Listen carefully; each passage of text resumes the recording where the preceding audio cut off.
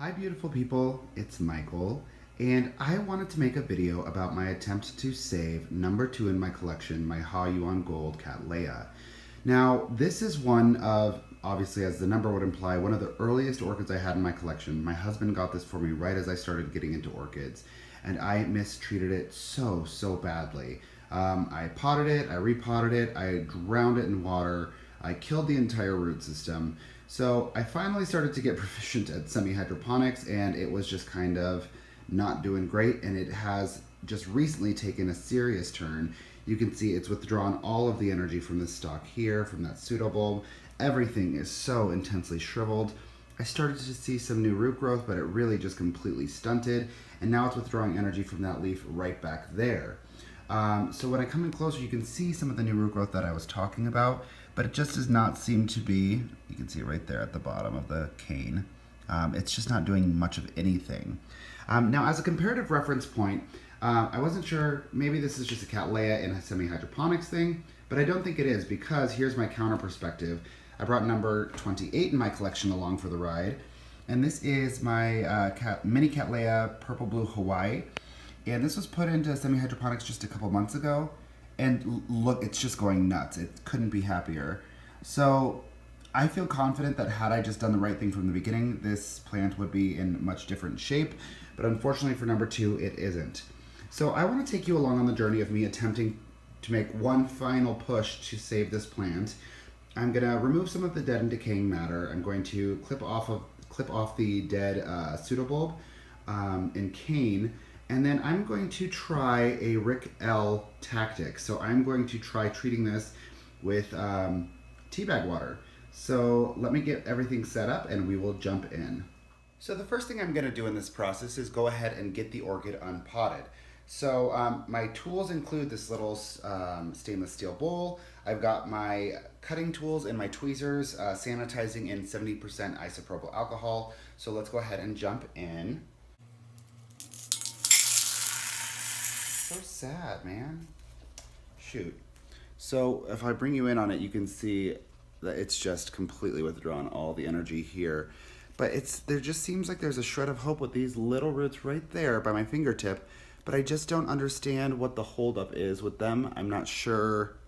You can see like there's a new one peeking out there, but they're just not doing much of anything. So I'm hoping the soak yields some positive results. Poor little nugget.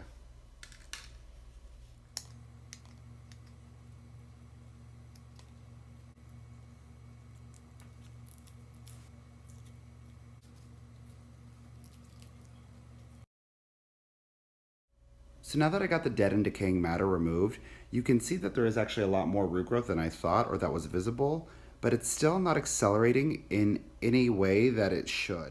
So the next step in this process is to go ahead and create the tea bag solution. And it's because it has tannic acid. I will go ahead and link Rick L's video below where he kind of outlines this process.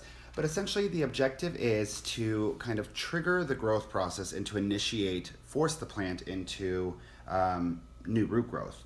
So I'm just going to take some of this distilled water and I'm just going to create a little shallow pool at the very bottom. Maybe like that. Looks about right. And then I'm going to be using this Tazo Awake English Breakfast Tea. And we're just going to go ahead and create a really weak solution. So as soon as you start to see some color is kind of the stopping point. So let me go ahead and do that. But the real trick here in this process, as he describes it, again, I haven't tried this before and I'm really eager to see what the results are, is to really allow the plant to fully hydrate and to kind of press reset on its life. But ultimately, we want to create a more pronounced wet and dry cycle that they would experience in nature. All right, guys, I think the tea bag's been soaking long enough.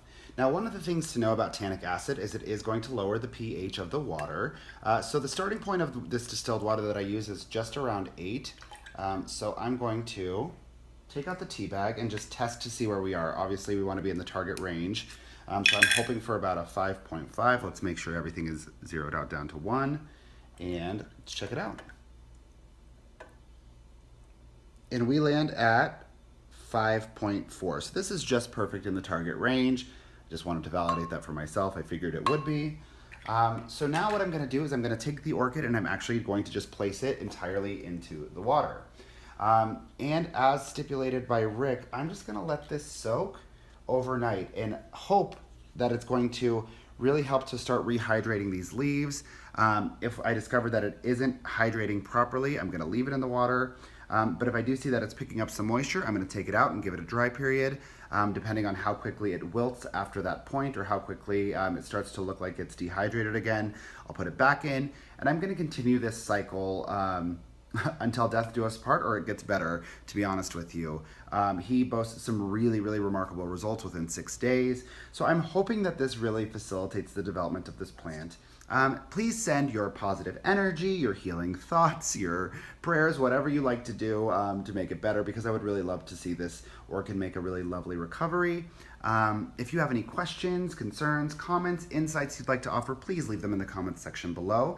And if you want to see what becomes of this beautiful orchid, you can check one of two places. Either you will see it in my October orchid update video where I go through my entire collection. This is number 2. Or you'll see it in loving memory of my orchids past video, but I'm really hoping that's not what you see. So thank you so much for tuning in, guys. I hope you have a beautiful rest of your day, and bye.